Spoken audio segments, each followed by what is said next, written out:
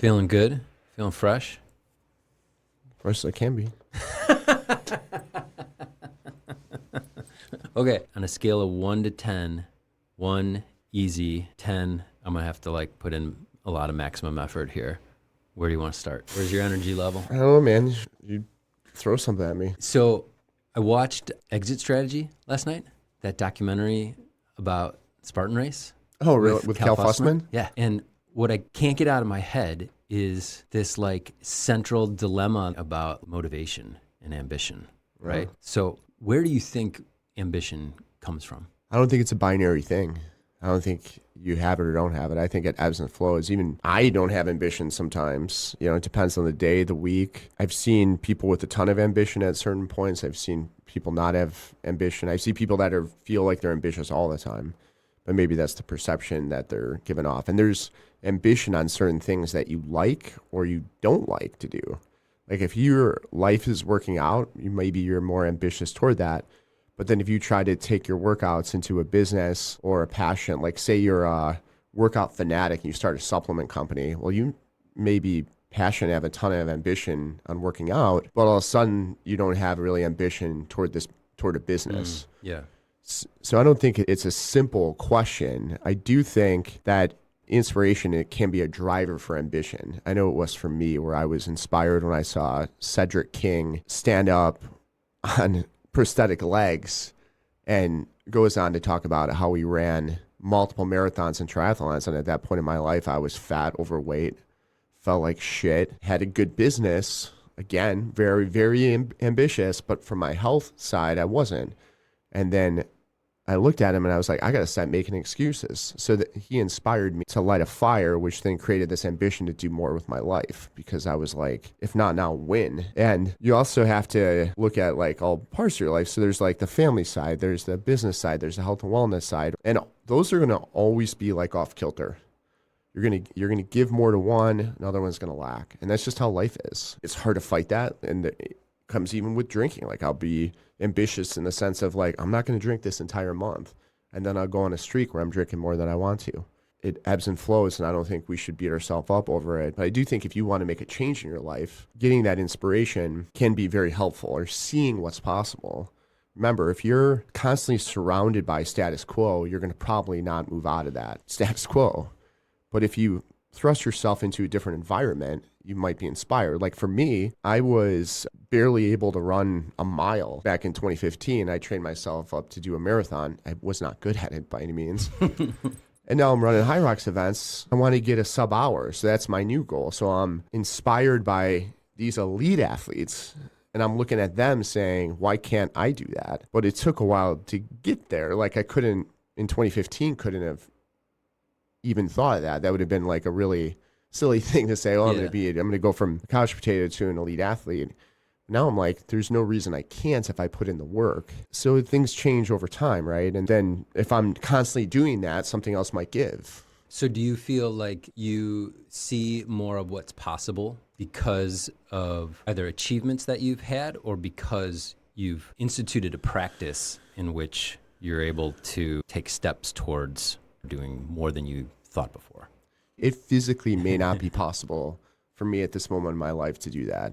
But I'm not telling myself that, in the sense of like, I'm not going to not try. I do think it is possible, but it might not be. So I have to really kind of get out of the mindset of, is this possible or not possible, and put in the work and the steps to try at least. And I think that's the same thing with life. You could overthink things.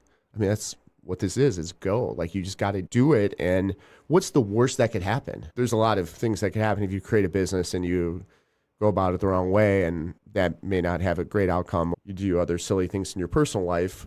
But when it comes to health and wellness and you're really pushing yourself, I don't know what, I become like extremely fit, the best shape of my life in my late 40s. And then I hate even saying late 40s, but it's not my late 40s yet. But you know what I mean? Like, what's the worst that can happen? The worst thing to me is when I'm in my 60s, which is a long time from now, to look back and say, well, I could have done that, but I never tried. I heard this Seth Rogen, not Joe Rogan, Seth Rogen, quote, if you don't quit, you might make it. And if you quit, you definitely won't. Yeah, you miss all the shots you don't take. Exactly. Right? Like, a good thing to look at in life is to realize no one gives a fuck. In 50 years from now, you will be a memory and you're going to be a picture on a wall. Fast forward to 100 years from now, you probably won't even be a picture on a wall.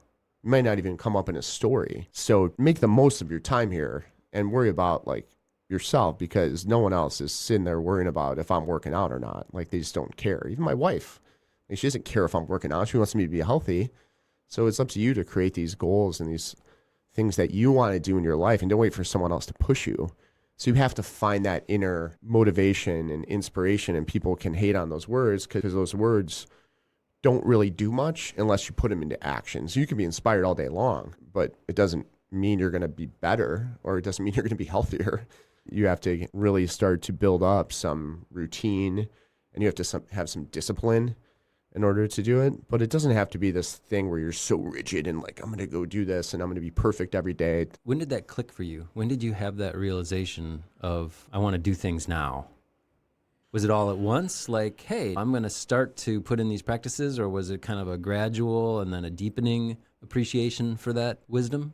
You know, I heard somewhere that each decade of your life, you have a different view on this, where it's like maybe in your 20s, you're really kind of just worried about yourself, your career, really worried about what people are thinking of you. Then in your 30s, that starts to fade away a little bit and you start to get a family. By the time you're in your 40s, you start to realize like everyone's kind of doing their own thing. And it's great to see your friends and catch up with people, but we're all living our own lives. And if you play it out, like I like to think about the future and play things out a little bit and think about, well, are my friends going to be happy I did these things? And I just realized like, yeah, they'll probably be happy. And those are people really close to me, but like, who else gives a shit? Right. It doesn't matter. Right. You know, and the last thing you want is to hear someone complain about why they didn't do something. It's like, no, just go do it. And I also see a lot of younger people that either lack ambition or drive. And I look at them and I'm like, man, you got to have like this curiosity. You have to have some sort of ambition in order to like make it, especially as an entrepreneur. Like if you're sitting there waiting for something, no one really cares at the end of the day. When did you realize that you were an entrepreneur? I think my mindset has always been rooted in spite in a way, and rooted in, if that person can do it, I know I can. That combined with breaking out of that environment that I talked about were two unlocks for me. And I remember a very vivid day going back to grade school when I was in like Doug Collins' basketball camp. Doug Collins was a former NBA coach for the Bulls, and he hosted this camp in the Chicagoland area. And I remember being a younger kid there and watching the high school athletes that were really good. And I remember my peers were like, hey, would you rather have the body of this guy or rather be able to play basketball like this other guy? And I said, neither. I'd rather be me and do my own thing. It didn't even compute with me. Like, why would I want to be like someone else in that regard? So I think having that mindset of like, you're confident in your own skin, also having gone through a lot of adversity, you can get through things. In entrepreneurship's problem solving constantly. Like that's the number one thing.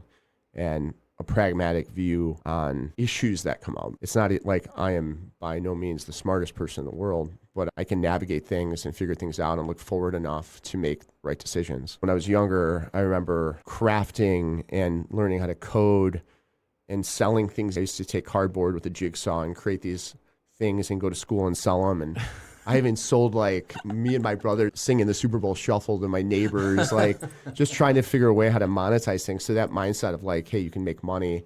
Also had some good genes. My great grandfather was an inventor, created a product which helped revolutionize the fast food industry. Really? Yeah, the hamburger patty machine. So he worked with Ray Kroc and every grocery store to this day, anything that molds hamburger patties, like either was his invention or a derivative of his invention. I remember going to his house and realizing that instead of a car in his garage, he had a helicopter. What? Yeah, and that's how he would commute, and just being like inherently impressed with that. Yeah. So I was fortunate to have that. You know, I didn't have any financial gain from that at all, but at the same time, I think I just had these inherent genes, which I think were helpful. But then as you get older and you start to build up more confidence, you start to find a passion in things. And then you look around and you're thrust in a new environment where you can see people really start to do things that you didn't even know were out there. Like I was at the plant for a long time and I was constrained in my mind, at least by the environment I was in. Like the most successful person I ever wanted to be was a plant supervisor and manager because I didn't know anything else. But as soon as I got out of there, I was like, whoa, look at these entrepreneurs. Look at these financial wealth people. Look at these folks that really had a lot more and they were around my same age. And I was like, well, why can't I do that? Again, kind of driven by that spite and by, well, why, if someone can do it, why can't I? There's a way in which I think you've got an instinct for that, but you're also very self-aware and self-assessing of what you're good at, where you need to improve and whatnot. So was there like a particular habit or practice that you first implemented for yourself that helped you kind of unlock even more personal growth habits and practices? 100%. And that was constantly learning. The more that I learned through podcasts and it started as early as like getting